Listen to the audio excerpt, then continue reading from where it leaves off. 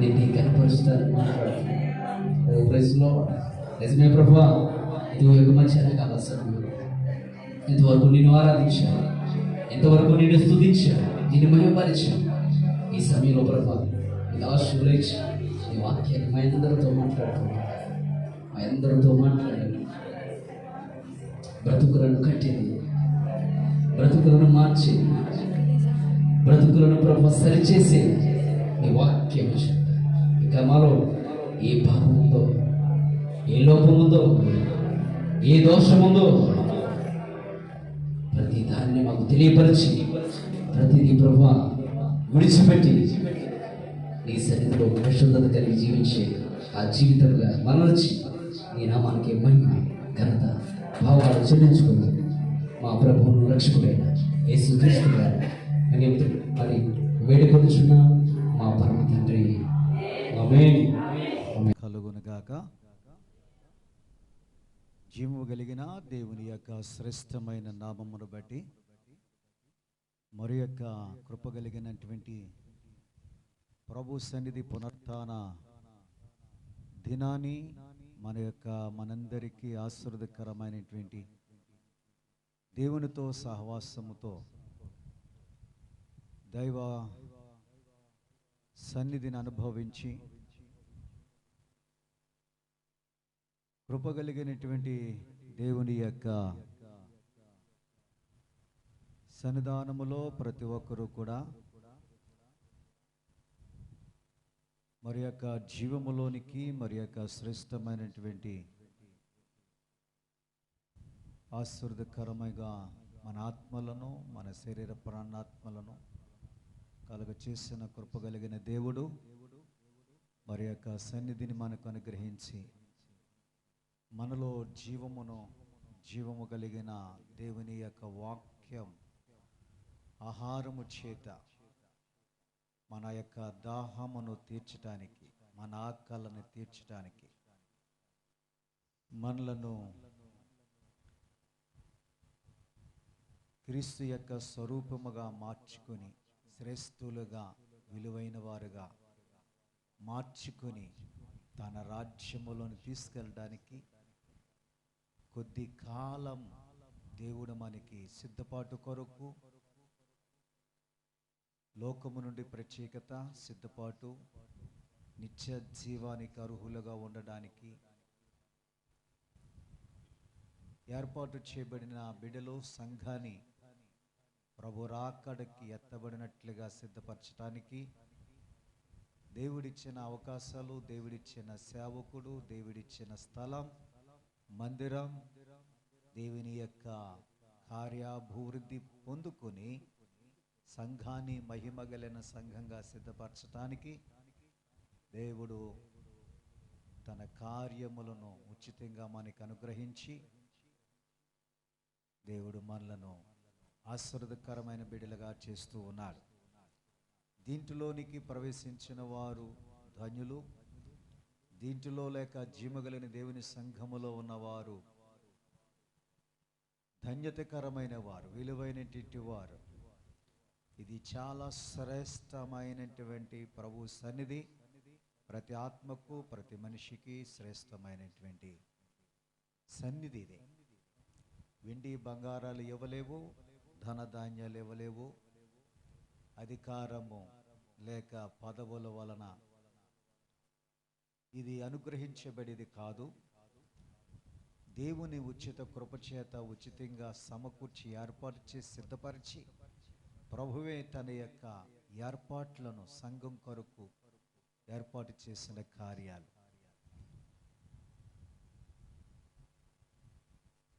ప్రభువు నమ్ముకుంటే మేలు జరుగుతుంది, ప్రభు నమ్ముకుంటే దీవులు వస్తాయి, ప్రభు నమ్ముకుంటే రోగాలు పోతాయి, ప్రభు నమ్ముకుంటే మంచి జరుగుతుంది.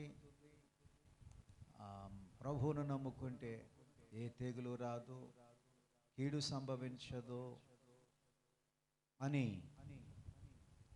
కొందరు నమ్ముకుంటూ ఉన్నారు. అది వాస్తవమే, మంచిదే. కానీ ముఖ్యమైనటువంటి ఉద్దేశము, దేవుని ఉద్దేశం మనము లోకము నుండి వేరు చేయబడి మనం వెళ్ళవలసిన క్రొత్త మార్గము, జీవ మార్గం, పరలోకం, శాశ్వతమైన రాజ్యం. అందులోనికి వెళ్ళేవారే గొప్పవారు. భూలోకములో ఎందరో గొప్పవారు ఉండొచ్చు, పేరు ప్రతిష్టలు కలిగిన వారు ఉండొచ్చు,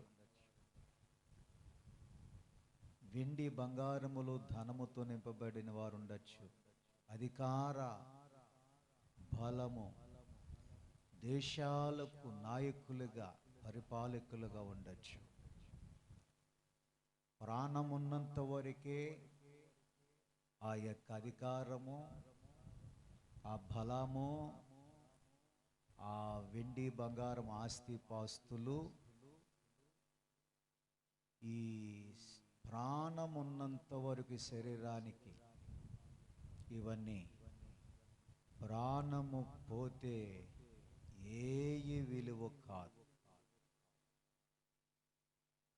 పరలోకము శాశ్వతమైనది. ఆ భాగ్యము నిరంతరము ఉండేది. అది మహా విలువైన పట్టణం. గొప్పవారు అక్కడికి వెళ్ళిన వారే గొప్పవారు.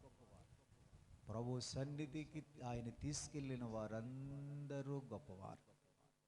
ఆ గొప్ప భాగ్యము, ధన్యత ఎప్పటికీ పోదు, ఎన్నటికి తొలగిపోదు.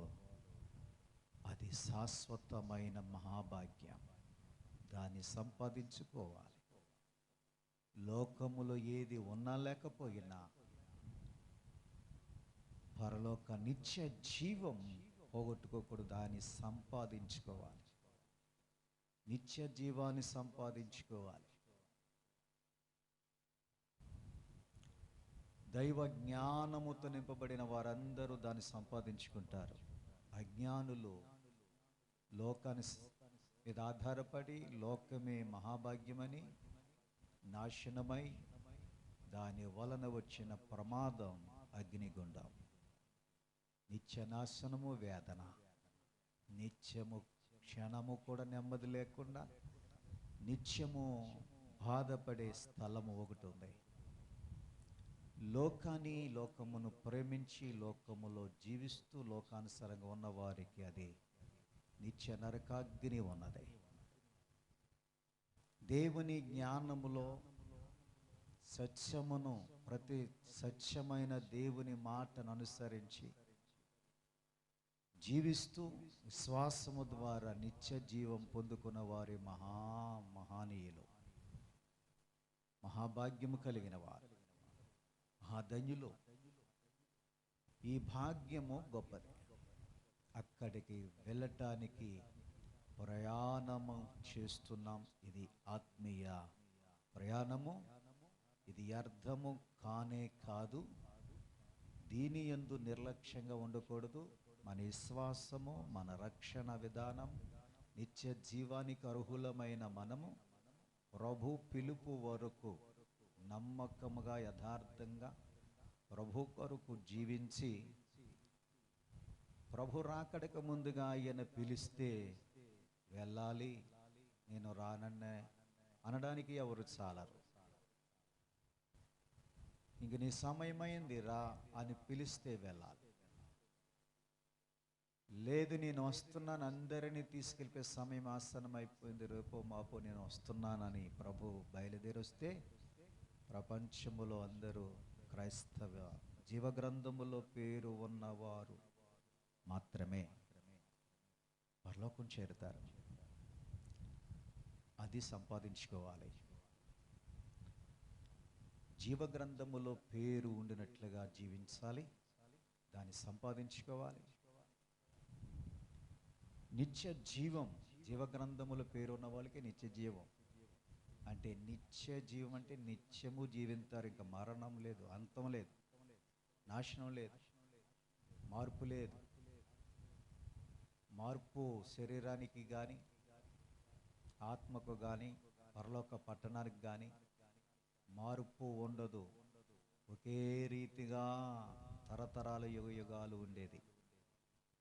ఆ రాజ్యములోనికి వెళ్ళడానికి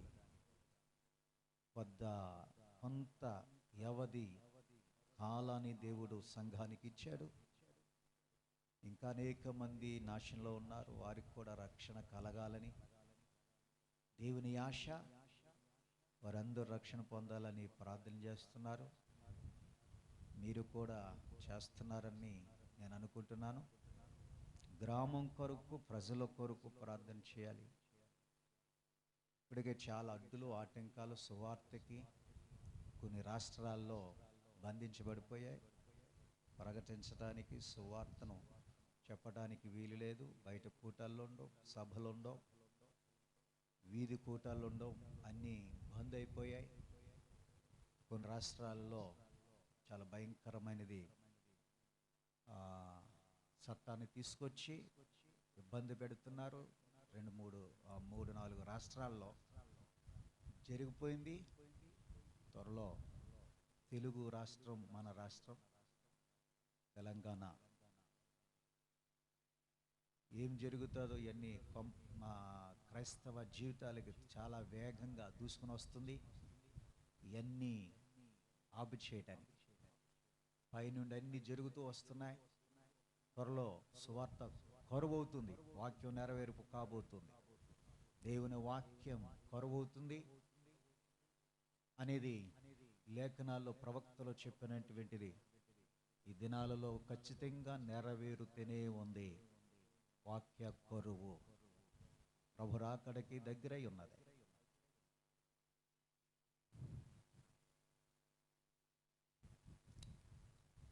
దేవుని రాకడ సూచనలని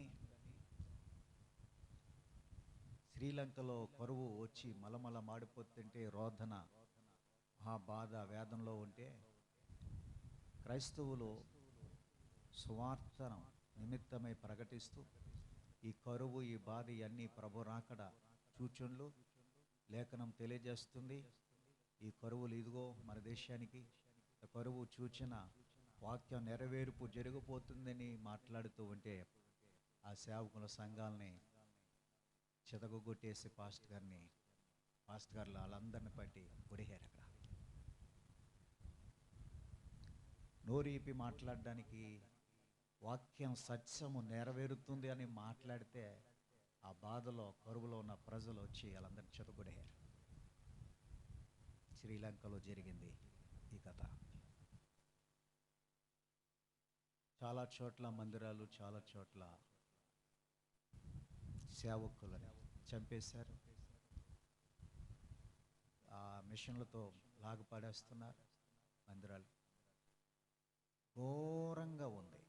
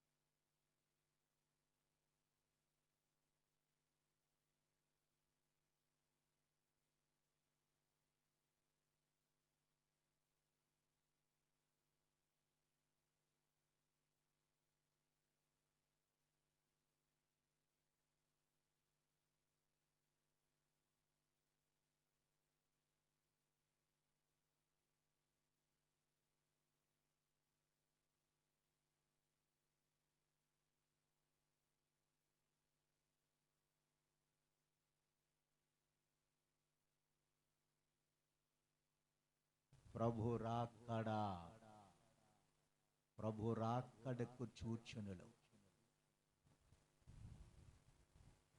సమయాలాసన్నమైపోయాయి, సమయాలాసన్నమైపోయాయి. యేసు రాకడా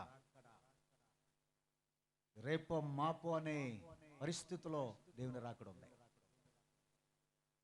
ఆలస్యము చేయకూడదు. ఇంకా బాప్తిస్తాన్ని ఇంకా పొందలేని వారు, సిద్ధపడలేని వారు చాలా ప్రమాదం. బాప్తిస్తాలు పొందాలి, రక్షించబడాలి. మీరు మీ కుటుంబాలు ఈ అవకాశాన్ని ఆలస్యం లేకుండా త్వరగా మార్పు చెంది రక్షించబడాలి, దేవుని పిల్లలవ్వాలి. సమయాలు లేవు, వేగంగా దూసుకుని వస్తున్న పరిస్థితిలో లేఖనము నెరవేర్పు జరిగిపోతూ ఉంది.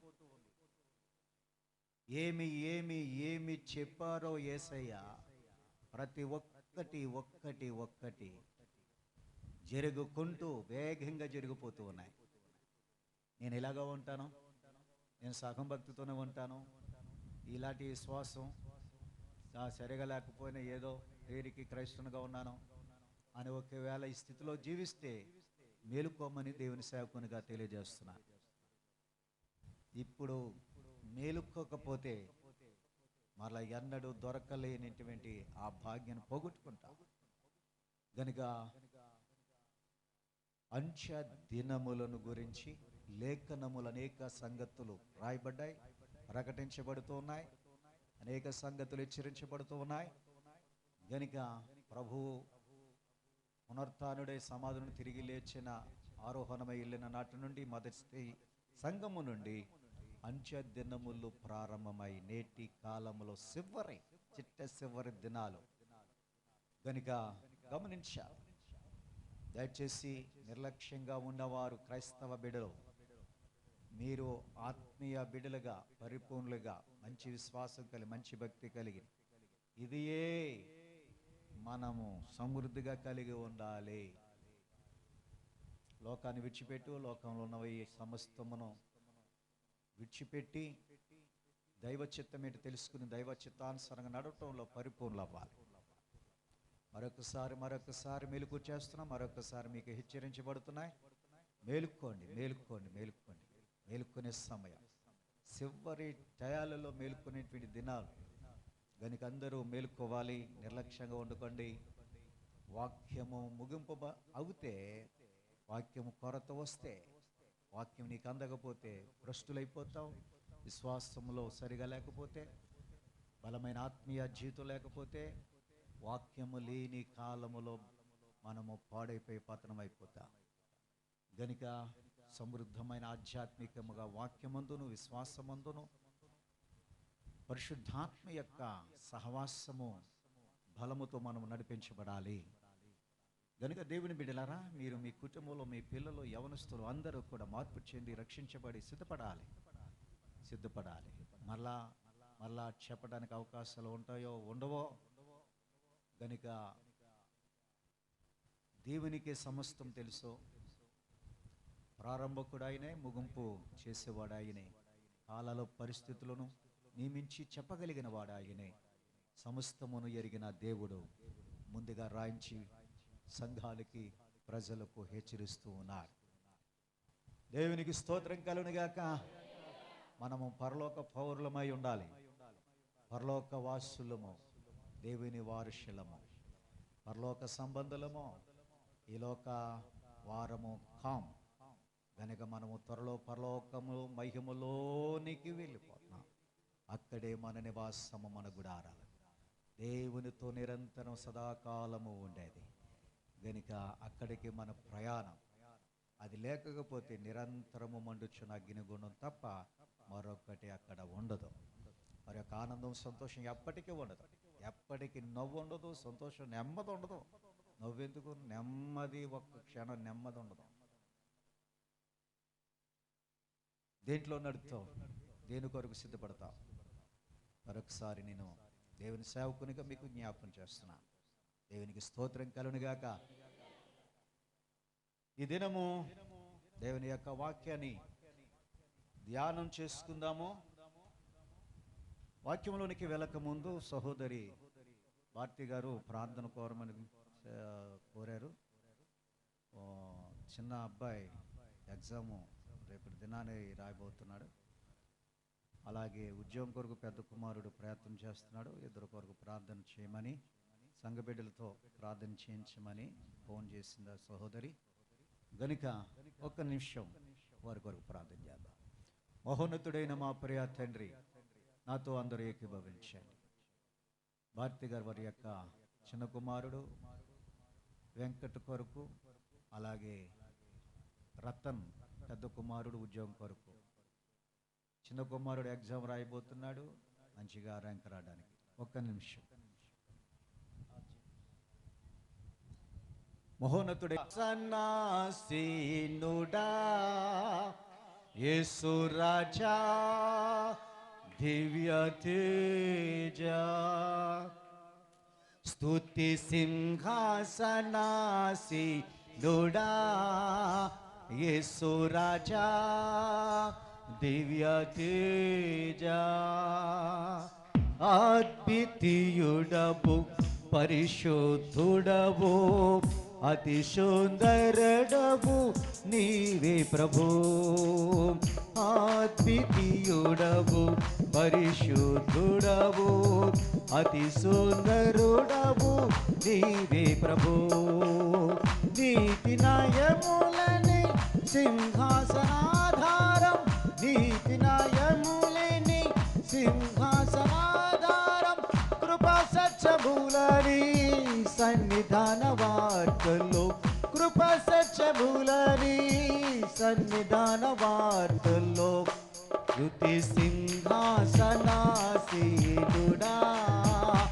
యేసు రాజా దివ్య తేజ, స్తుతి సింహాసనాసీనుడా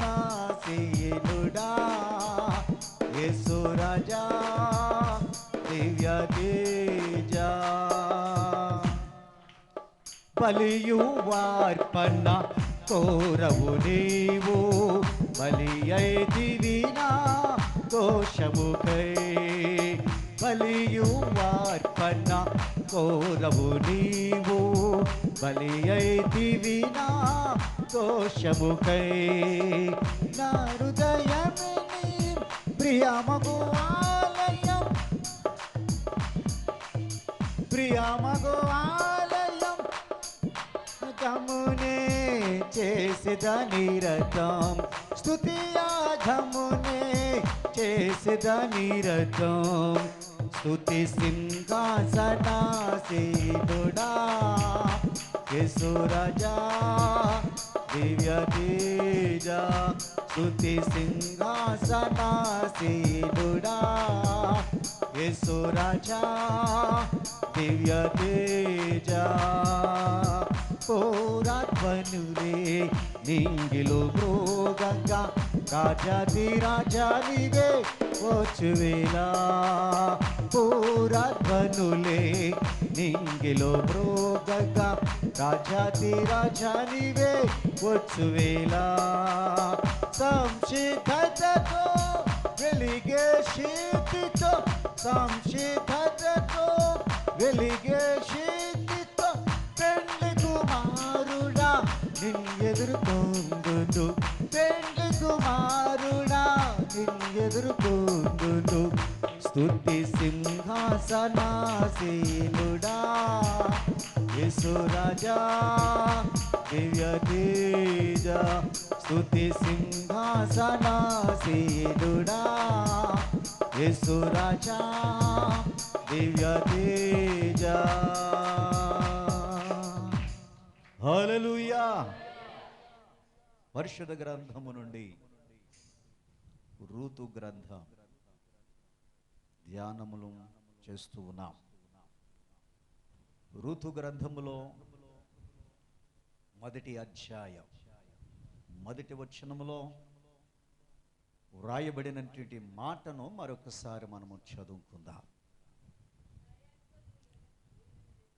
న్యాయాధిపతులు ఏలిన దినముల యందు దేశములో కరువు కలగగా యూదా బెత్లెహేము నుండి ఒక్క మనుష్యుడు తన భార్యను తన ఇద్దరు కుమారులను ఎంట పెట్టుకుని మోయాబు దేశమునకు కాపురము ఉండడానికి పోయెను. ఆ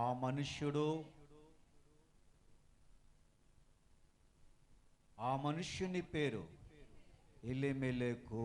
చాలు, ఆ మనుష్యుని పేరు ఎలీమెలెకు. ఒక కుటుంబం. దేవుని బిడ్డలారా, ఈరోజు మరొకసారి ధ్యానం చేద్దాం. పోయిన వారం ధ్యానం చేసుకున్నాం కొన్ని విషయాలు. కొందరికి సరిగా అవగాహన అర్థం కాలేదు. మరొకసారి కొన్ని మాటలు పైపై చెప్పి ముందుకు వెళ్దాం.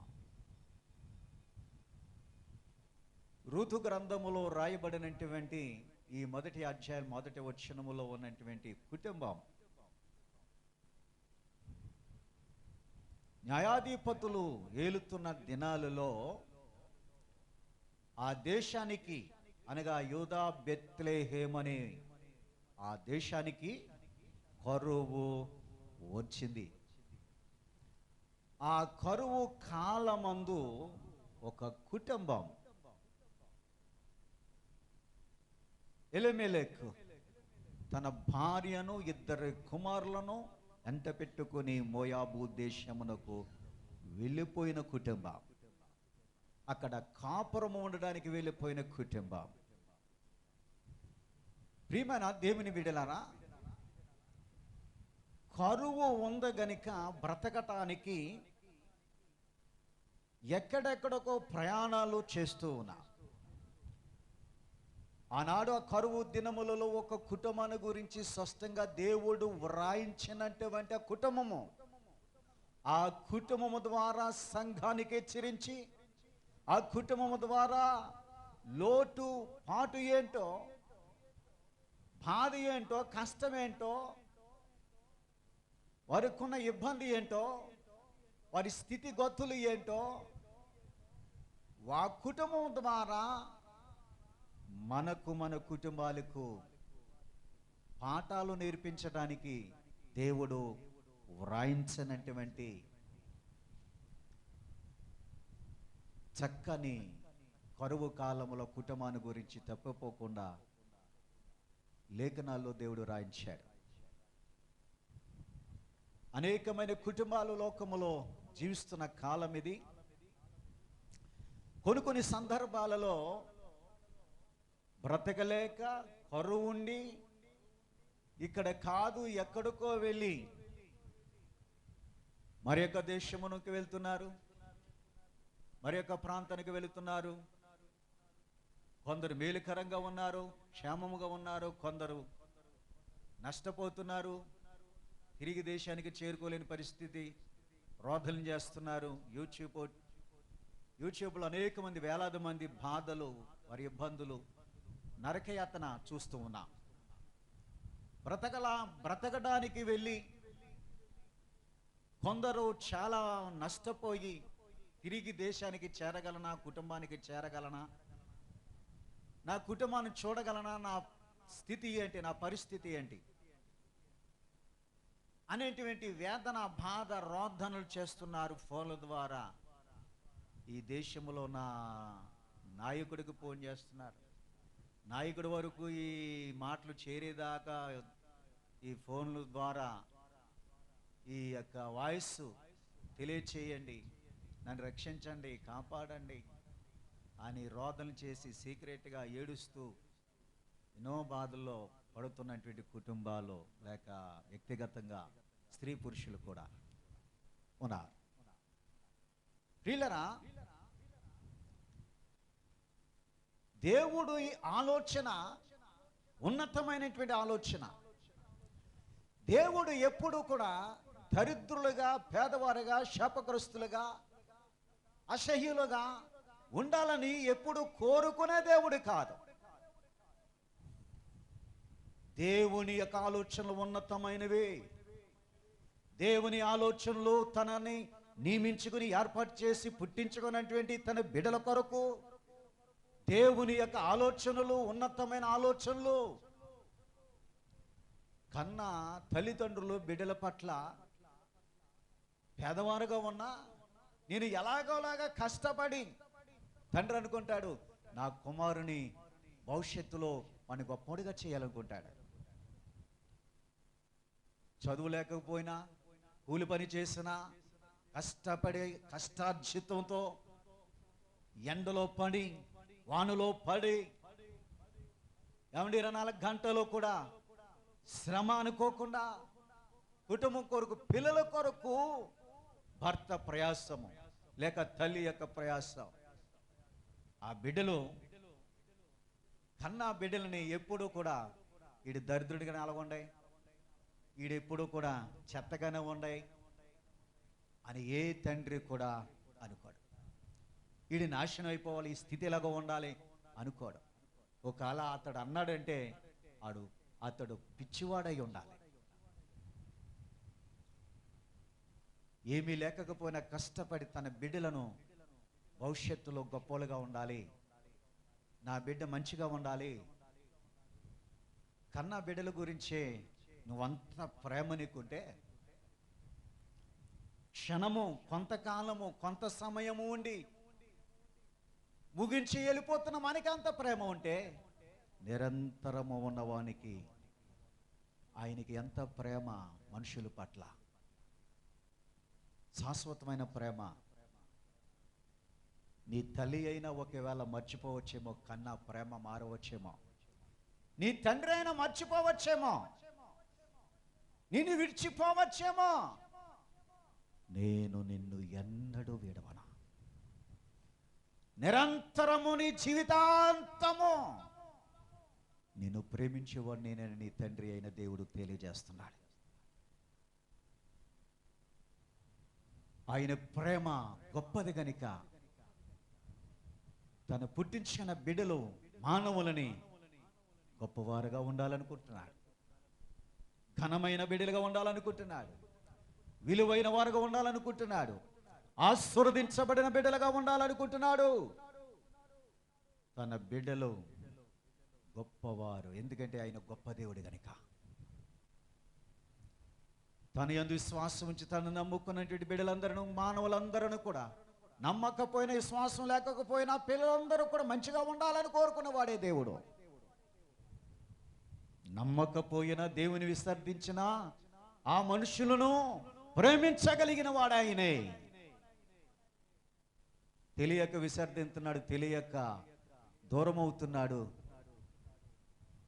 కానీ అన్ని ఎరిగిన దేవుడు ప్రేమిస్తూనే ఉన్నాడు. దేవుడు అంటే ఏంటో మనిషికి తెలియదు, నిరాకరిస్తున్నాడు. మనుష్యుని స్థితి ఏంటో దేవునికి తెలుసు కనుక ప్రేమిస్తున్నాడు. నిరంతరము ప్రేమించేవాడు ఆయన, మనందరినీ ప్రేమించినవాడు, లోకమును ఎంతో ప్రేమిస్తున్నాడు. ప్రేమించుచున్న దేవుడు కుటుంబాలుగా మంచి స్థితిగా ఉండాలి, కుటుంబాలుగా ఫలించాలి, ఒక మంచి స్థితిగా జీవించాలని దేవుని యొక్క ఉద్దేశం. అందుకే దేవుడు ఇశ్రాయేలు ప్రజల్లో మొట్టమొదట, మీరు నా ప్రజలు గనుక, నేను మీకు దేవుడిని గనుక, నేను మీతో ఉండడానికి, మీరు ఆశీర్వాదకరంగా ఉండడానికి, క్షేమముగా ఉండడానికి, ఏ కీడు, నష్టము, ప్రమాదాలు, శత్రు భయం లేకుండా, అపాయం మీ మీదకి రాకుండా మీరందరూ కూడా క్షేమముగా సురక్షితంగా ఉండాలని దేవుడు ఏం చేశాడంటే రాతి పలకలను తీసుకున్నాడు. రాతి పలకలు, రాయి నుండి తీయబడినటువంటి రాతి పలక, ఆ రాయే ప్రభువైన యేసుక్రీస్తు.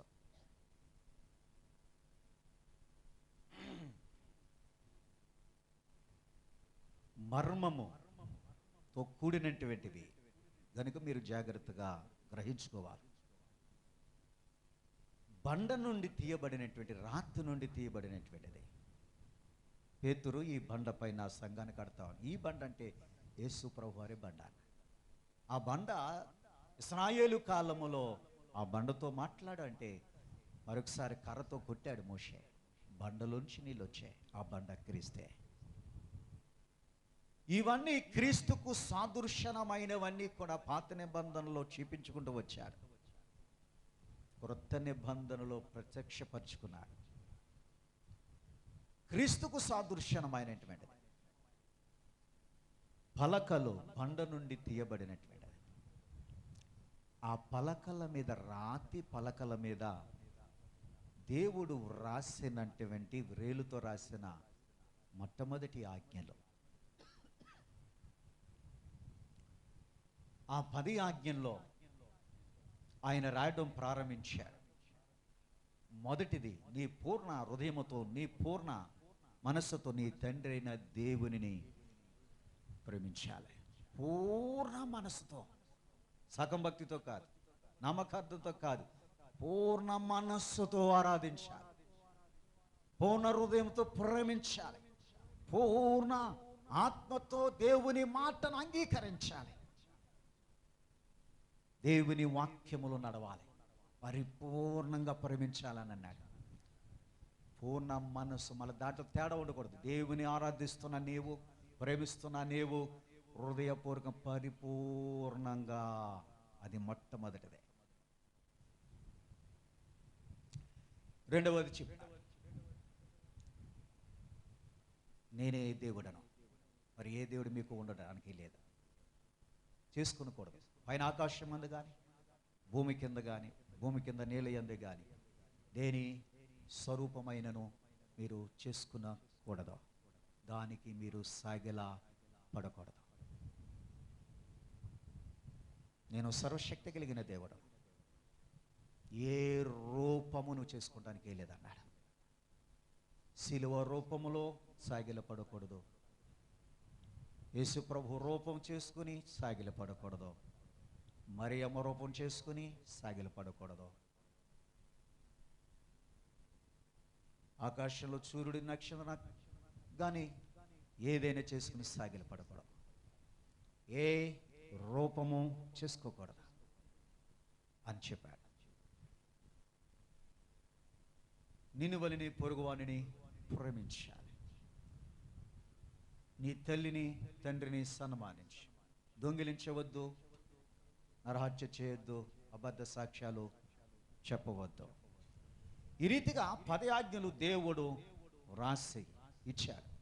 ఎందుకయ్యా అంటే, మీరు నా ప్రజలు, నేను మీకు దేవుడని, మీకు నాకు నిబంధన, సహవాసం, నేను చెప్పినటువంటి రీతిగా మీరు ఆజ్ఞలో మీరు నడిస్తే, ఆయన ఇచ్చినటువంటి రాతి పలక మీద ఇచ్చినటువంటి 10 ఆజ్ఞలు ఆజ్ఞానుసారంగా నడవాలి. ఆజ్ఞలో నడిస్తే, అనగా ఆజ్ఞ ఎవరిది? దేవునిది. దేవుడు ఎక్కడున్నాడు? ఆది యందు వాక్యం ఉండేను. వాక్కు, ఆ వాక్యము దేవుని యొద్ద ఉన్నది. ఆ వాక్యము శరీరధారిగా, కృపా సత్య సంపూర్ణుడిగా మన మధ్యకి వాక్యము శరీరం దార్చుకుని వచ్చింది కన్యక గర్భముల నుండి. ఆ శరీరానికి యేసు అని పేరు పెట్టావు. ఆయన చెప్పినట్లుగా, మనుషులు పెట్టలే, దేవుడు చెప్పిన మాట, తండ్రి అనే దేవుడు చెప్పిన మాట. ఆ వాక్యము శరీరం దాల్చుకుంది, కన్యక గర్భం నుంచి భూమి మీదకి వచ్చింది. ఆ శరీరానికి యేసు అని. ఆ శరీరం రాకముందు ఆయన వాక్యమై ఉన్నాడు. అక్కడ వాక్యము దేవుని యొక్క వాక్కు. ఆ వాక్యము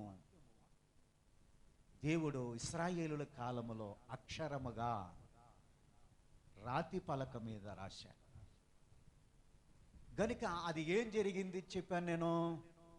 ఆ పలకలు తీసుకుని మోషే ధ్వని వినబడ్డది. ఇశ్రాయేలులు చేసినటువంటి ఘోరాతి ఘోరమైన పాపం.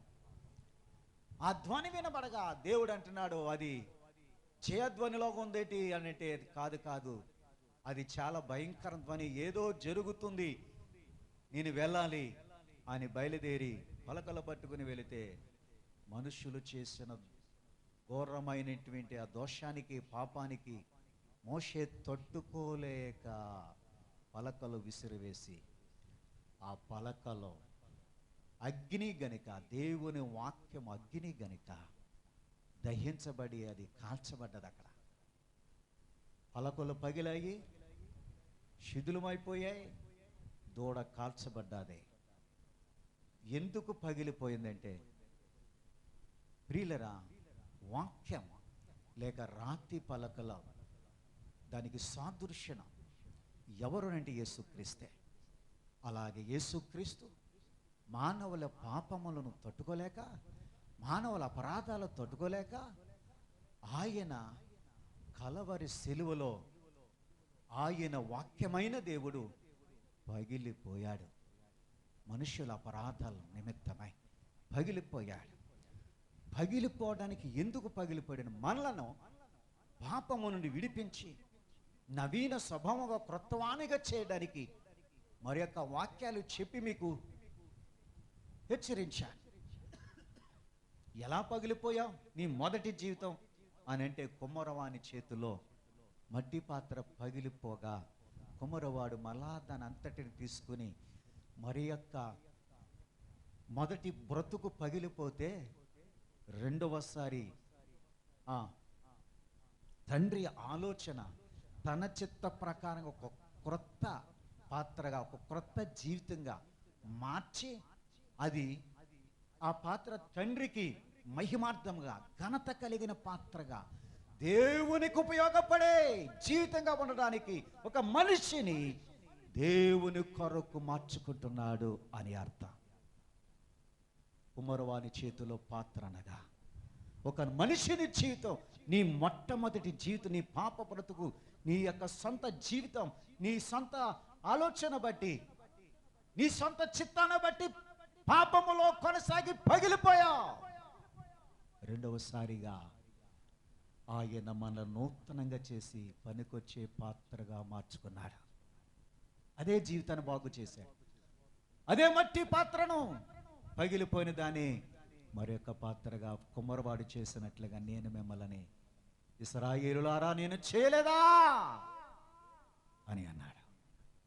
మీ మొదటి జీవితాన్ని నాశనం చేసుకుంటే మిమ్మల్ని ఒక నూతనమైనటువంటి వ్యక్తులుగా, విలువైన వారిగా నేను మిమ్మల్ని చేశాను అని ప్రభు చెప్పారు.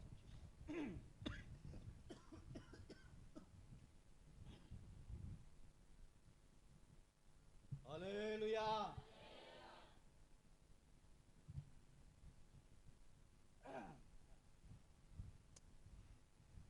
మొదటి చదవబడినటువంటి వాక్య భాగం ఏంటి? కింద మనము మరొక వాక్యాన్ని పోయిన వారం చదువుకున్నాం. కొరింథీ పత్రికలో అక్షరము చెంపును గాని ఆత్మ జీవింపచేయనన్నమాట.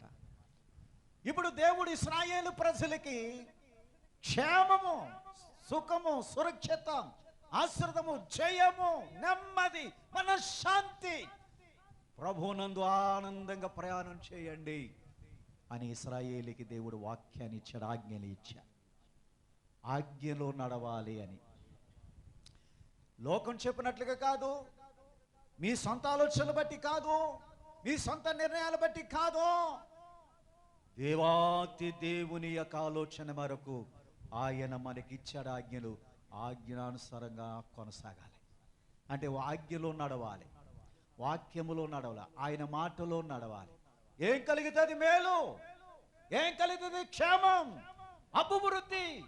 అన్ని విషయములలో కూడా దేవుడు నీ వెంటే ఉంటాడు. ఉన్నాడు గనికనే వస్త్రం మాయలేదు, ఉన్నాడు గనికనే చెప్పులు అరగలేదు, ఉన్నాడు గనికనే కాళ్ళలో ముళ్ళు గుచ్చుకోలేదు, అపాయమే రాలేదు అని రాయబడి మన ప్రియా దేవుని బిడ్డలారా, ఇంత క్షేమముగా ఉండడానికి దేవుడు వారిని చెప్పినట్లుగా దైవ సంబంధంగా కొనసాగుతూ ఉన్నారు. అందుకు దేవుడు వారికి తోడుగా ఉన్నారు. ఏ కొదువ లేకుండా అన్ని క్షేమముగా ఉండడానికై సహాయము చేస్తూ ఉన్నారు. అన్ని ఏ సమయానికి ఏది కావాలో అనుగ్రహిస్తూ ఉన్నాడు. జయాన్నిస్తున్నాడు. భయమే లేదు. ఏ శత్రువు వచ్చిన భయమే లేదు. వారి దేవుడు గొప్పవాడురా, మనం జయించలేని భయపడ్డారు ప్రజలు.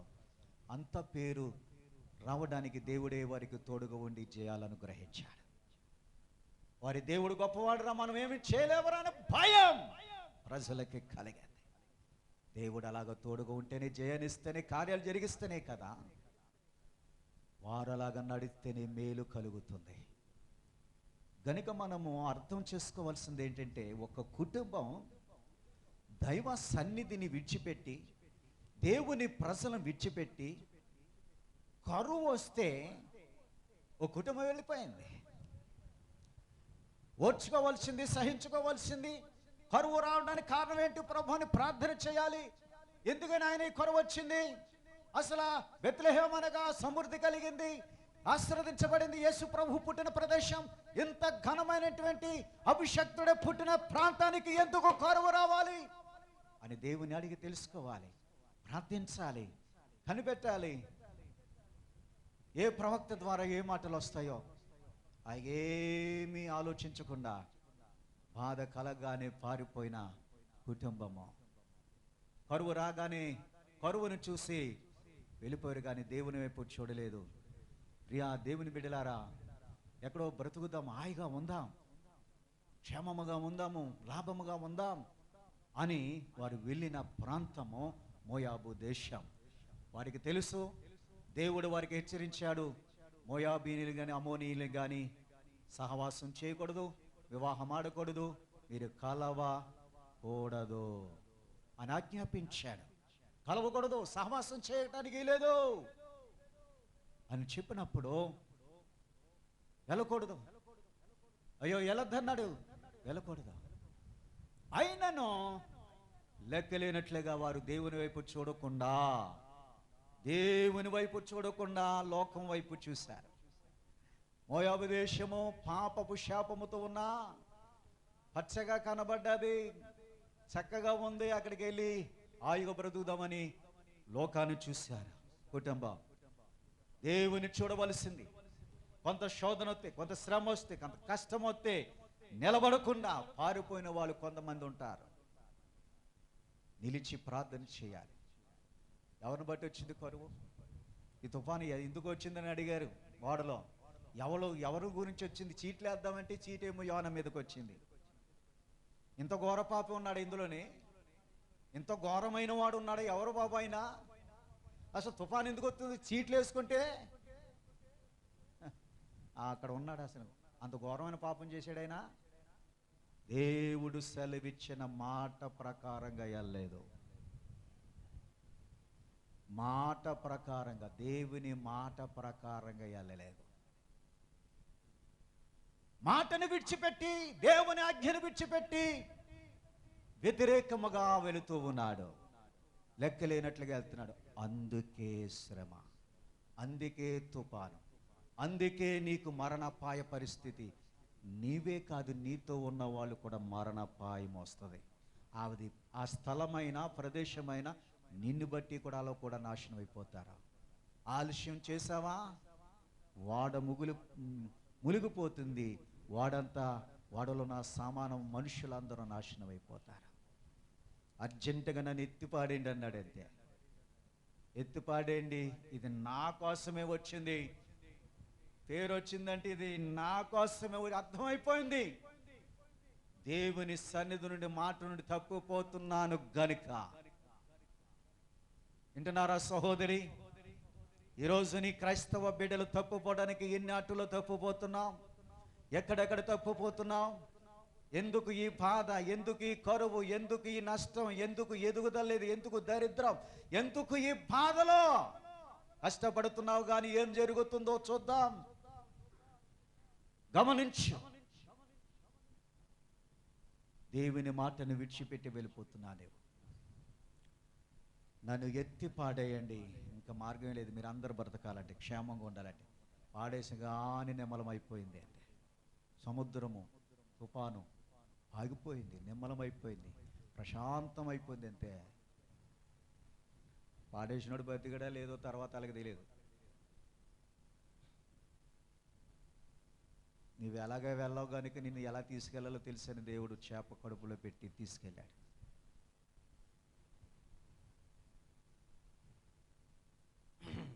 దేవునికి స్తోత్రం కలుగునుగాక.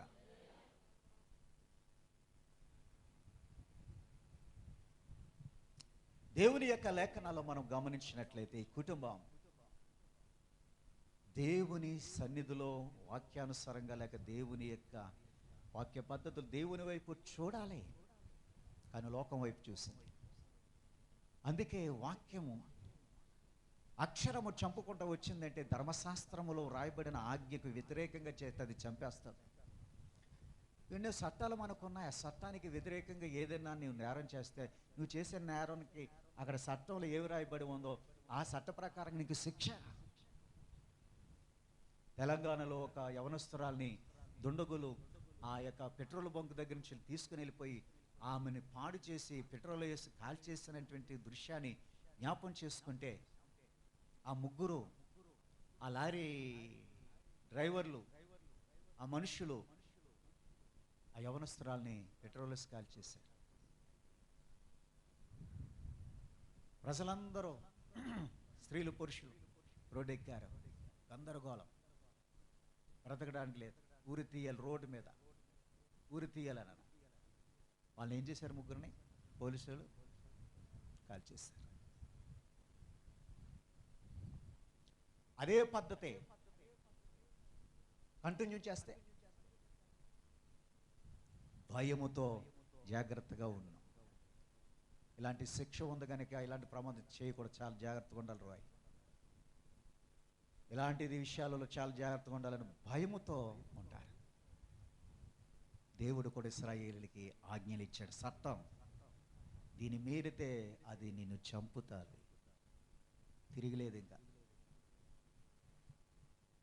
భయము కలిగి జీవించడానికి అక్షరము చంపుకుంటూ వచ్చింది.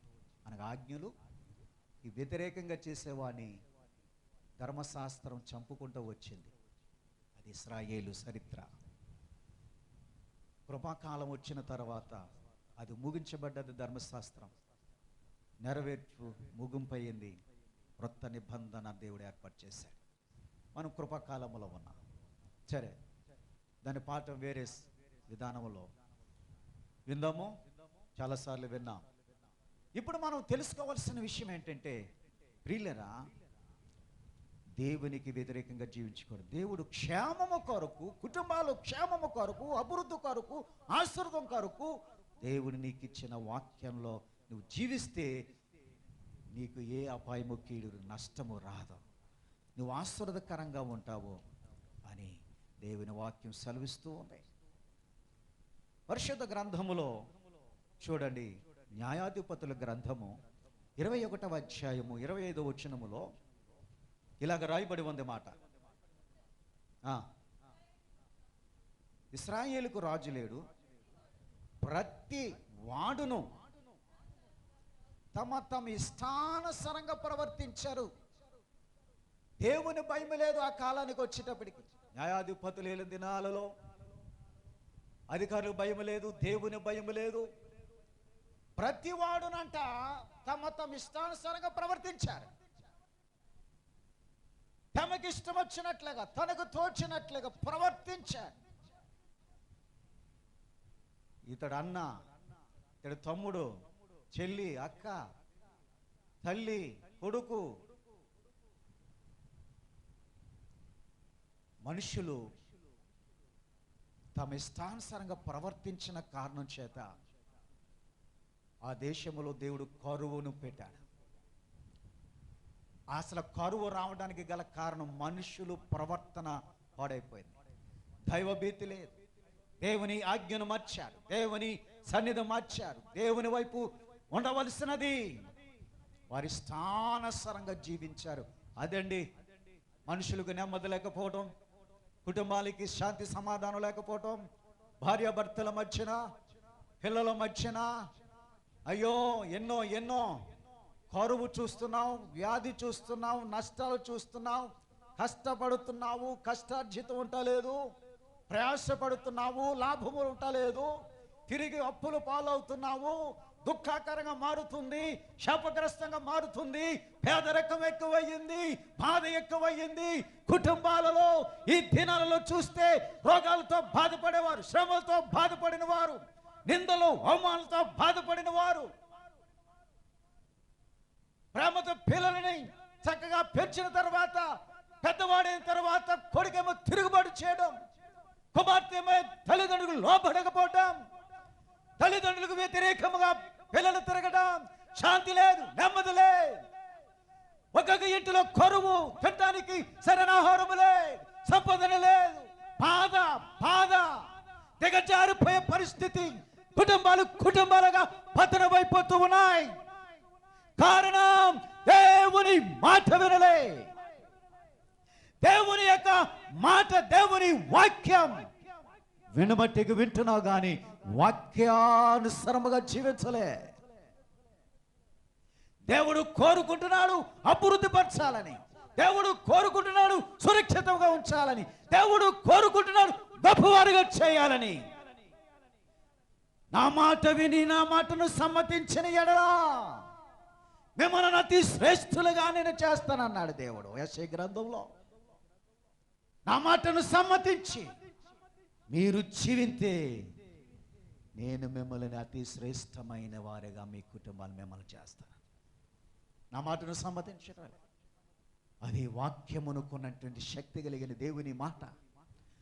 వాక్యానుసారంగా జీవిస్తే కుటుంబాల యొక్క ఆశీర్వాదం, లోబడితే విధేయత కలిగిన జీవితాలకి దేవుడు ఎన్నడూ విడిచిపెట్టడా. ఆశీర్వాదమునకు వారసులుగా ఉండడానికి నేను మేము పిలిచానన్నాడు దేవుడు. దేవుడు అంటున్నాడు, ఆయన ఆలోచన ఎలాంటిదేనంటే, చూడండి హగ్గయి గ్రంథంలో 1వ అధ్యాయము 5వ వచనం, 5 నుండి 7 వచనాలు చదువుదాం. హగ్గయి గ్రంథం. సైన్యములకు అధిపతి అయిన యెహోవా ఇలాగా సెలవిచ్చుచున్నాడు, ప్రవర్తనను గురించి ఆలోచించుకునుడి. చదవాలి. హగ్గయి గ్రంథం 1వ అధ్యాయము 5వ వచనం నుండి 7 వచనాలు. సైన్యములకు అధిపతికి యెహోవా సెలవిచ్చినది ఏమనగా, మీ ప్రవర్తన, మీ జీవితం, మీ నడవడిక గురించి ఆలోచన చేసుకోండి. మీ ప్రవర్తనను గురించి ఆలోచన చేసుకోండి. మీ ప్రవర్తన సరిగలే, దేవుని ఎదుట నువ్వు సరిలేవు కనుక నీవేం చేస్తున్నంటే, మీరు విస్తారముగా విత్తినటువంటి విత్తనమైన మొక్కలైనా చెట్లైనా మీకు కొంచెమే పండును. మీ ప్రవర్తన సరిలేదు గనుక, బాగోలేదు గనుక మీరు భోజనము చేర్చున్నను ఆకలిగానే ఉంటుంది, కొరతగానే ఉంటుంది. ఆకలి తీరదు, అన్ని కొరతగానే కనబడతాయి. ఆకలి తీరక ఉన్నది, పానము చేయనను దాహము తీరక ఉన్నది, బట్టలు కప్పుకొనుచున్నను చలి ఆగకున్నది, పనివారు కష్టము చేసి జీతము సంపాదించుకునినను జీతము సిరిగిపోయిన సంచులో వేసినట్టుగా ఉన్నది. నీ కష్టార్జితం ఇది ఇలాగెందుకు అయిపోతుంది? ఇలాగెందుకు మాయమైపోతుంది? ఇంత కష్టపడుతున్నావు కదా, ఇంత శ్రమ పడుతున్నావు కదా, కష్టపడి విత్తనం నాటుతున్నావు, కష్టపడి పని చేసుకుంటున్నావు, నీ కష్టార్జితము ఎక్కడికి పోతుందంటే, సిరిగిపోయిన సంచుల్లో డబ్బులే తెలగపోతాయో అలాగ నీ కష్టార్జితం నిలబడటం లేదు, పోతూనే ఉంది, కొరతగానే ఉంది. ప్రయాసపడుతున్నా, కష్టపడుతున్నావు, చాలా కష్టపడుతున్నా, కానీ దేవుని చిత్తానుసారంగా కాదు. మీ ప్రవర్తన ఆలోచించుకో. మీ ప్రవర్తన ఎలా ఉందో ఆలోచన చేసుకోండి అని అన్నాడు. మీ ప్రవర్తన సరిగా లేదు గనుకనే ఈరోజున కుటుంబాల ఆశీర్వాదం లేదు, ఈరోజున కుటుంబాలు దీవెన లేదు, దుఃఖము, వేదన, బాధ, అనేకమైన విషయాలు రకరకాలని ఒక దాంట్లో పడి కోలుకుంటున్నా, లేస్తున్నావు అంటే వాడికి మరో యొక్క దాంట్లో పడిపోతున్నా. మొన్నటి వరకు ఈ పరిస్థితులు ఇందులో పడిపోయి ఉన్నా, మరలా లేస్తున్నాను పర్వాలేదు అనుకుంటే మరొక్కటి దాంట్లో నువ్వు పడిపోతున్నావు. శ్రమో, అది దుఃఖమో, అది అవమానమో, అది నష్టమో, అది రోగమో, ఏది తుఫాన్ల వలె తరుముతున్నాయి నిన్ను. కష్టపడుతున్నా, ఏంటి ఫలితం? ఏది ఆస్తురద? మీ ప్రవర్తన గురించి ఆలోచన చేసుకోండి ప్రియులరా. అందుకే కరువు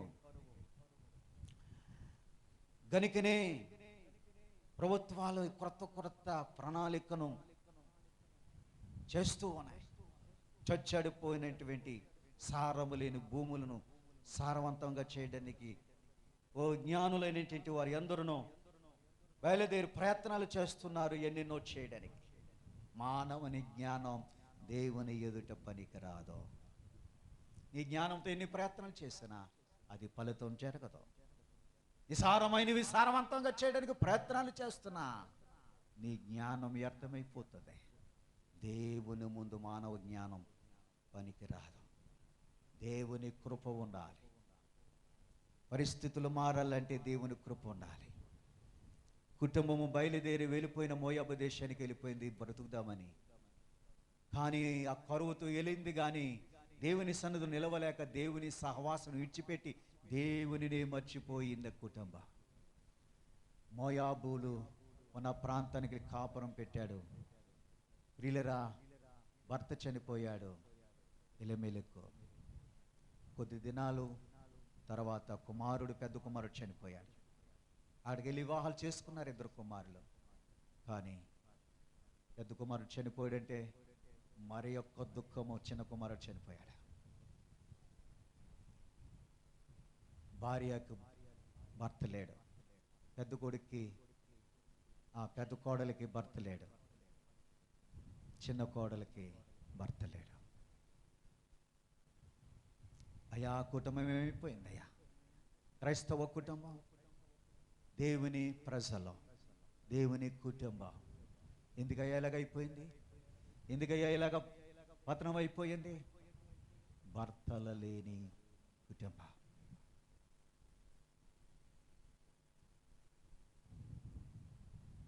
మోయాబీలు శపించబడినటువంటి వారు. ఈ మోయాబీలు అమోనీయులు ఎవరనంటే, అబ్రహాము సహవాసం విడిచిపెట్టి లోతు సొదొమ గొమొర్రా పట్టణానికి వెళ్ళాడు. ఆ సొదొమ గొమొర్రా పట్టణానికి నాశనము ఉందని అబ్రహాముతో దేవుడు చెప్పినప్పుడు అక్కడ ఉన్న నీతిమంతుడు రక్షించిన ఆయనని ప్రార్థన చేశాడు. రక్షించనని వెళ్ళి పరలోక మర్యాదతో ఆ కుటుంబాన్ని బయటికి లాక్కొచ్చాడు. దేవుని యొక్క పరలోక మర్యాద ఎలాంటిదంటే రక్షించేది, ప్రేమించేది, కాపాడేది. పరలోక మర్యాద ప్రమాదం నుండి తప్పించేది. పరలోక మర్యాద నుండి పరలోక మర్యాద కుటుంబము నాశనము నుండి తప్పించింది. లోక మర్యాద ఎలాంటిదేనంటే లోకము నాశనములను ముంచుతారు. లోక మర్యాద అదే, ఆశ చూపి మోసం చేసి నాశనం చేసేది లోక మర్యాద. పరలోక మర్యాద ప్రేమించేది, ఆదుకునేది. వారిని కుటుంబాన్ని రక్షించడానికి బయటికి తీసుకుని వచ్చాడు.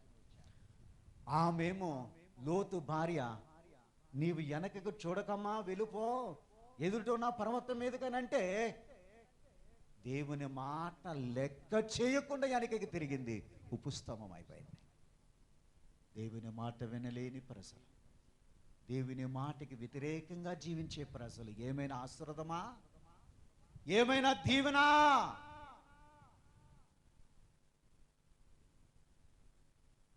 దేవునికి స్తోత్ర. హల్లెలూయా.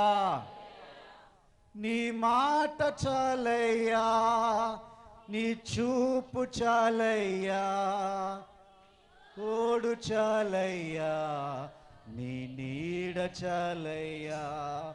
నీ మాట చాల, చూపు చాలయ్యా.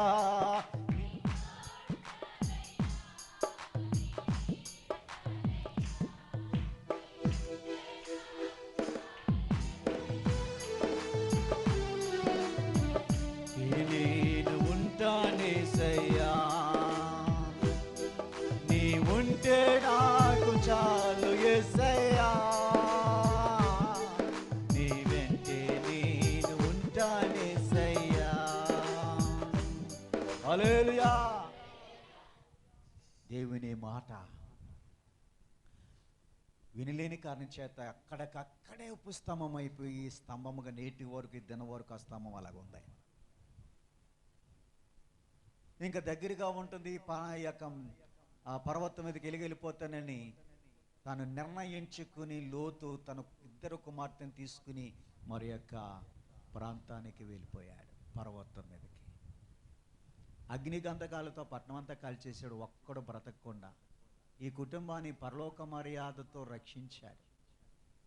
నా దేవుని మర్యాద నీతిమంతులను రక్షించమని ప్రార్థన చేసిన అబ్రహామును బట్టి దేవుని కృపతో బయటికి లాక్కుని వచ్చి రక్షించాడు. దేవుని కృపలో నడవలసిన ఆయన మాట వినవలసింది తప్పించినందుకు అయా ఇంతమంది ప్రజలు గృహాలతో కాల్చేసి బూడిద చేసేసావు, అయా మమ్మల్ని ఎంత రక్షించే, మమ్మల్నైనా కాపాడావయ్యా అని దేవుని వైపు ఉండవలసిందే. ఇప్పుడు ఆ కుమార్తెలు ఏం చేశారంటే, మనము లోక మర్యాద చెప్పున పిల్లలను కన్నాలి గనుక మనతో పోవడానికి ఏ పురుషుడు లేని గనుక మన తండ్రి ఉన్నాడు, తండ్రితో పాపం చేసి పిల్లలను కందామని పెద్ద కుమార్తె అతనికి ద్రాక్షారసమును పట్టి పాపము చేసి బిడ్డను కనగా అమోనీయుడు మోయాబీయుడు పుట్టాడు పెద్ద కుమార్తెకి. చిన్న కుమార్తె కూడా అలాగే పాపం చేసి కుమారుని కన్నది, అమోనీయుని కన్నది. మోయాబీయుడు పెద్ద కూతురు కంటే అమోనీయునేమో చిన్న కూతురు కంటే ఇంత అక్రమమైన సంబంధం, ఇంత ఘోరమైన పాపము చేసినటువంటి లోక మర్యాద ఎలాగ చేసింది. లోక మర్యాద చెప్పిన లోక ఆలోచన తీసుకుని లోక పద్ధతి తీసుకున్న కారణం చేత దేవునికి కోపం వచ్చింది. లోకము ఇలాగ చేస్తుంది. లోకాన్ని అనుసరించే వారు ఇంతే. పరలోకమును అనుసరించే క్రైస్తవుడుగా ఉండాలి. పరలోక పద్ధతి నడవాలి. లోక పద్ధతి కాదు, పరలోక పద్ధతి కావాలి. వారి లోక మర్యాద చెప్పున అని ప్రారంభించారు ఇద్దరు. ఆ ఇద్దరు సంతానమే మోయాబీయుడు అమోనీయుడు. గాని ఓ ఇశ్రాయేలు ప్రజలారా, సహవాసం చేయకూడదు, వివాహము చేసుకొనకూడదు మీరని దేవుడు ఖండితంగా ఇశ్రాయేలు ప్రజలకు చెప్పాడు. అలాంటి ఖండితంగా చెప్పి అందరికీ తెలిసిన మోయాబీ ప్రాంతానికి వెళ్ళి కాపురం పెట్టి ఆ ఇద్దరు కుమారులకి వివాహం చేశారు. గనుక వారు చనిపోయారు. అర్థమవుతుందా తండ్రి? అర్థమవుతుందా సహోదరుడా, సహోదరి? తల్లి, దేవుని మాటను తిరస్కరించి వెళితే ఏంటి లాభం? బాధలే కదా, కష్టాలే కదా. క్రైస్తవుడు ఉండి ఎందుకు ఆనందం లేదు? క్రైస్తవుడు నుండి ఎందుకు ఆశీర్వాదం లేదు? క్రైస్తవుడు ఉండి ఎందుకు సుఖము లేదు? నువ్వు క్రైస్తవుడివే, దేవుని బిడ్డలే, నీ ఇంటిలో ఎందుకు సుఖము లేదు? నీ ఇంటిలో నెమ్మది ఎందుకులే? ఎందుకు? అనేకమైన బాధలు, అనేకమైన సమస్యలు, అనేకమైనటువంటివి ఎందుకు వస్తున్నాయి? ఈరోజు నీ పేదరికంలో అప్పులు, వడ్డీలు కట్టి సుఖము లేని జీవితంలో నలిగిపోవడానికి కారణం ఏమిటి? కష్టపడుతున్నానేవో, నీ ప్రవర్తన జాగ్రత్తగా చూసుకో. నీ ప్రవర్తన సరిలేదు కనుకనే కష్టపడుతున్నావు, ఏమీ లాభం ఉండదు. నా ప్రభు అంటున్నాడు, నేను చెప్పునట్టు మీరు వలలో వేయండి.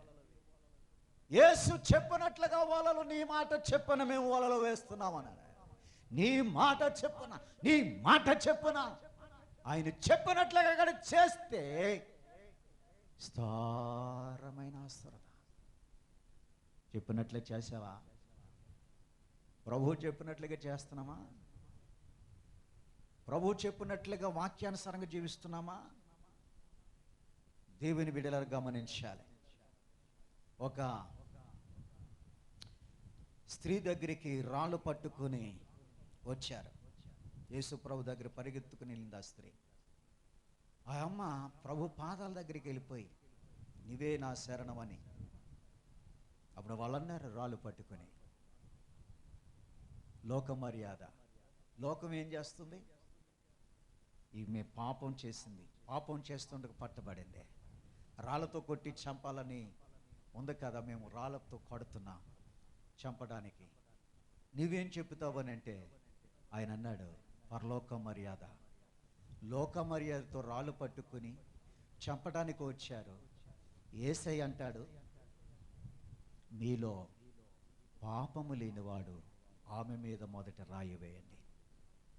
మీలో పాపము లేనివాడు మొదట రాయండి అంటే వాళ్ళ ప్రవర్తన వారికి అర్థమైంది, వారి బ్రతుకు, వారి జీవితం, వారి క్రియలు వారికి అర్థమయ్యాయి.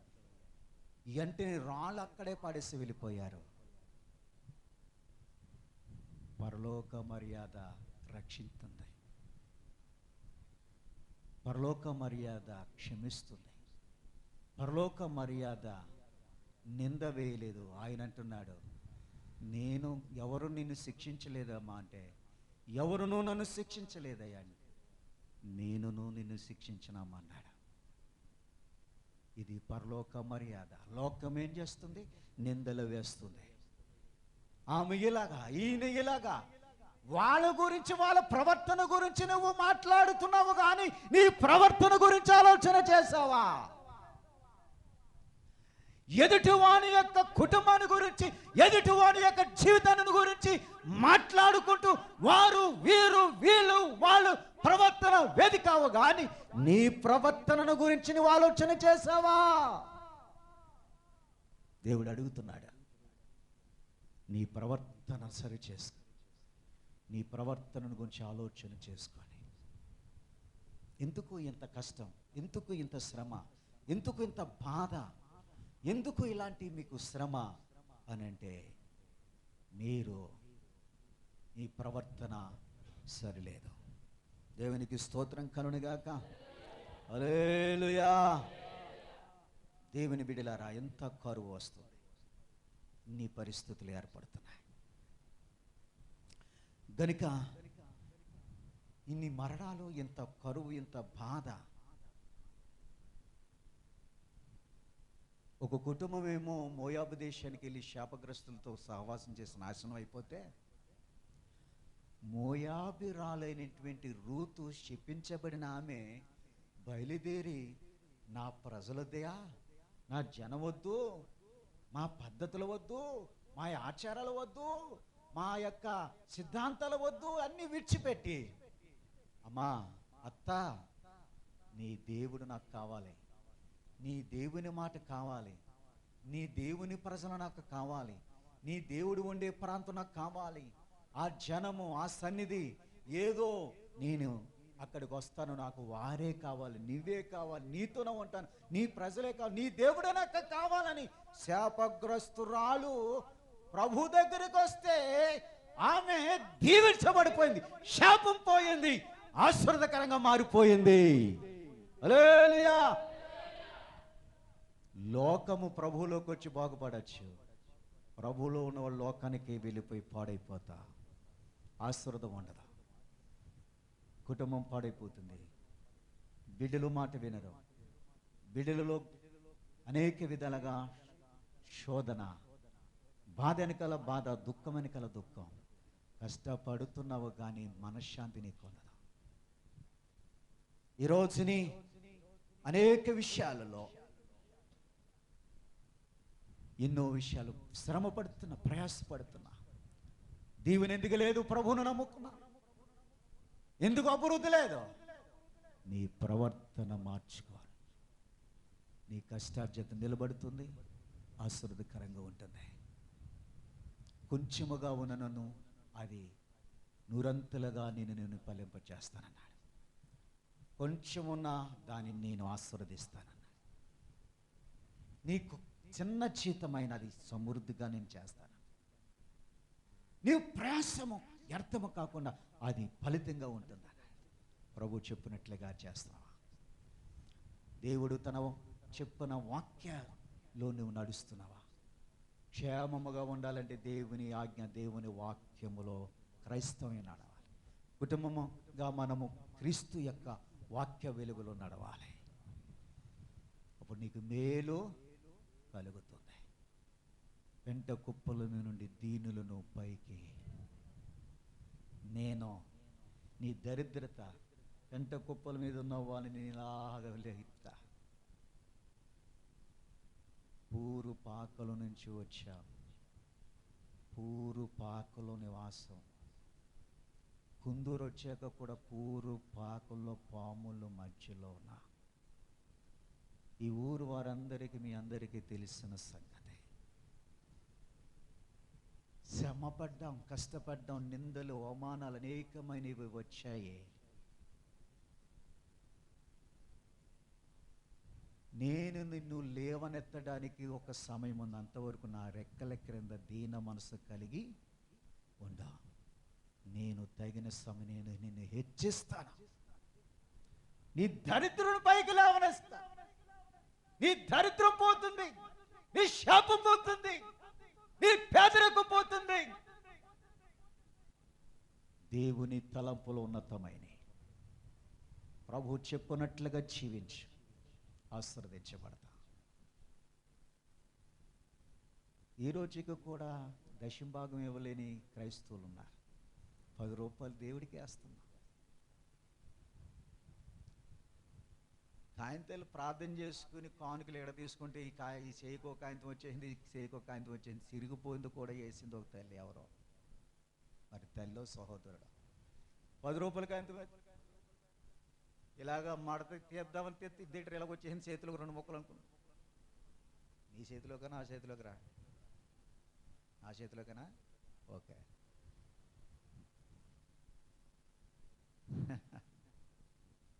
దేవునికి 10 రూపాయలు కానుకేస్తున్నాం. దశంభాగం మింగేస్తున్నాం, తినేస్తున్నాం. ప్రభువు చెప్పినట్లుగా చేయలేదు, వాక్యం నెరవేర్పలేదు. వింటున్నా కానీ ఏదియో నువ్వు చేయవు. నీ ప్రవర్తన, నీ పాప జీవితము, నీ ప్రవర్తన జీవితం మారకపోతే నీ కుటుంబం ఆ యొక్క దరిద్రత నుండి, దుఃఖము, వేదనలు నువ్వు అనుకోవచ్చు నాకేం పర్లేదు, ఏ శిక్ష లేదు, బాగానే ఉన్నాను. పాపములు ఆనందించవచ్చు. ఒకవేళ నీకు చూపించకపోతే నీ పిల్లల్లో చెలరేగుతుంది. పిల్లలు పెద్దలైన తర్వాత నీ పిల్లల గురించి దుఃఖవేదనలు ప్రారంభమవుతాయి. పిల్లలోకి రావచ్చు, భర్తలోకి రావచ్చు, భార్యలకు రావచ్చు. సరిగా లేకపోతే కుటుంబాలుగా ప్రభు సన్నిధిలో మరీ దారుణమైన పరిస్థితులు జరుగుతాయి.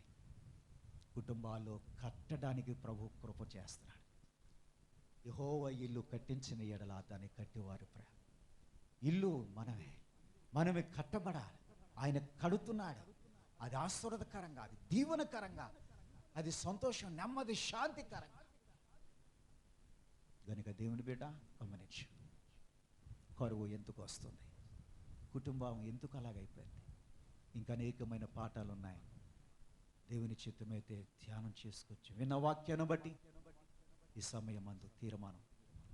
చాలాసార్లు వింటున్నావు కదా, నీ మనసు, నీ ఆలోచన, నీ హృదయములో ఉన్నటువంటి సమస్తం ఎరిగిన దేవుడు ఉన్నాడు. గనుక దేవునికి లోబడుతున్నావో, విన్నట్లుగా ఉండి మారినట్లుగా కనబడి అంతర్యములో సంపూర్ణత లేకపోతే, మారకపోతే నీ స్థితిగతులు ఇంకా దిగజారిపోవచ్చు. ఒకవేళ ఆ స్థితికి వెళ్ళకూడదని నా ప్రభు నిన్ను ఆశీర్వదించాలి, దీవించాలి, మనల్ని గొప్పవారిగా చేయాలని ఆశపడుతున్నాడు. అందుకే దేవుడు తన వాక్యాన్ని ఇచ్చాడు. లోబడు, విధేయత కలిగి ప్రవర్తన మార్చుకో, ఆశీర్వదించబడతాం. ప్రార్థన చేసుకుందాం. తల వంచండి. శాపగ్రస్తురాలైన ఆ స్త్రీ యేసయ్య దగ్గరకు వచ్చి ఆశీర్వదించబడి, ఎంత ఆశీర్వాదం అంటే, గొప్పవాడైనటువంటి బోయాజు భార్య, గొప్ప ఐశ్వర్యవంతుడైనటువంటి వాడు, ఒక రాణిగా కోటలోనికి, పెద్ద కోటలోనికి దేవుడు చేర్చాడు. రూతు కడుపు నుండి యేసయ్య పుట్టాడు. ఎంతగా మారింది రూతు. మోయాబురాలు శాపగ్రస్తమైంది. ఎక్కడికి వచ్చి బాగుపడ్డది. క్రైస్తవ కుటుంబం ఎక్కడి నుంచి ఎక్కడికి వెళ్ళిపోయింది. ఈ రోజుని లోక విధానంలోకి వెళ్ళాం. పురోహితుని దగ్గరికి వెళ్ళి ముహూర్తాలు పెట్టి ముహూర్తాల ప్రకారంగా చేస్తున్నాం. పరలోక మర్యాద మర్చిపోయావు, లోక మర్యాద చేస్తున్నావు. ఈ గడియలని, ఆ గడియని, ఈ గడియని లోక మర్యాదలోనికి వెళ్ళదా నువ్వు? లోక మర్యాదలోనికి వెళ్ళిపోయావు, పరలోక మర్యాదని విడిచిపెట్టేస్తావు. లోకాన్ని అనుసరించిన లోతు కుమార్తెలు,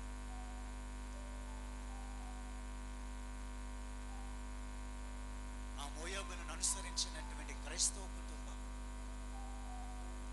లోకములోకి వెళ్ళిపోయినా ఏ కుటుంబము కూడా బాగోలేదు.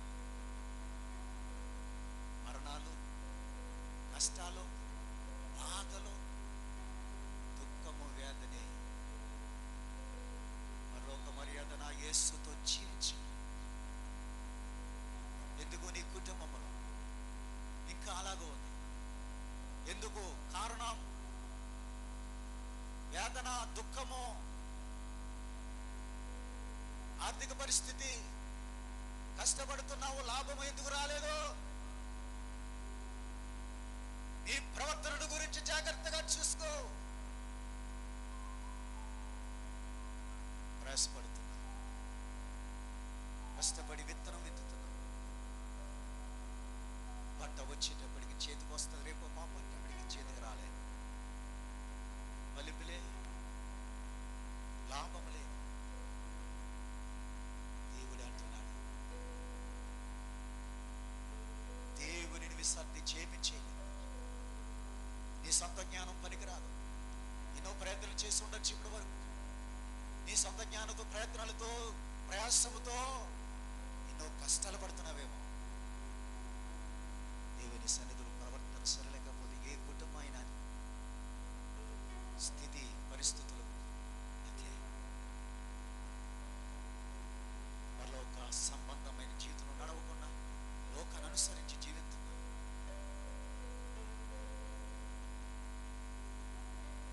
దైవజనుడు ఇష్టం లేదు. పూజారి దగ్గరికి వెళ్ళి లోకం లోకం లోకాన్ని వెంబడించా కానీ పరలోకం వెంబడించలేదు. నీ కార్యాలు, నీ పద్ధతులు లోకానుసారమైనవి. ఏది ఆసురదో? మొత్తాలు పెట్టి ఇల్లు కట్టావా? సంతోషంగా ఉందా? నీ ఇంట్లో లాభం ఉందా? నెమ్మది ఉందా? ప్రతి కార్యక్రమానికి పరలోక పద్ధతి ఉందా? లోక పద్ధతిని అనుసరించి నీ కుటుంబం కొనసాగుతుందా? నీ ప్రవర్తన విషయాలు మార్పు వచ్చింది. ప్రభు వైపు తిరిగి దైవ చిత్తాన్ని తెలుసుకుని పశ్చాత్తాపడి ప్రభు దగ్గరకు వస్తే కనికరం దొరుకుతుంది. కనికరం పడే దేవుడు, ప్రభు చూపే దేవుడు. వాడు చేయాలని దేవుడు ఎప్పుడు తలంచలేదు. నీ అజ్ఞానమే, నీ అవిధేయతే, నీ లోకంలో దేవుని విడిచిపెట్టి వెళ్ళిన కారణమే ప్రభువుని విడిచిపెట్టేసి నీ ప్రవర్తన జీవితం బాగలేదు కనుక ఎవరిష్టానుసారంగా వారు జీవించారు. ఆ దినములో ప్రతి వాడును తమ మనసు తన ఇష్టానుసారంగా ప్రవర్తించి, అందుకే కదా ఇది ఆ దేవుని బిడ్డలారా ఇక్కడ చూస్తున్నాం. కరువు, బాధ, శ్రమ. దేవుని పిల్లలకు ఆశీర్వాదం ఉండాలి కదా, గొప్ప దీవెన కదా, నెమ్మది, సంతోషం, ప్రభువులో ఆనందం, ఎదుగుదల, సమృద్ధి. వాగ్దానం ఇచ్చిన దేవుడు మాట తప్పడు. ఎన్నో వాగ్దానం చేశాడు గొప్పగా. ఇన్ని వాగ్దానం చేసిన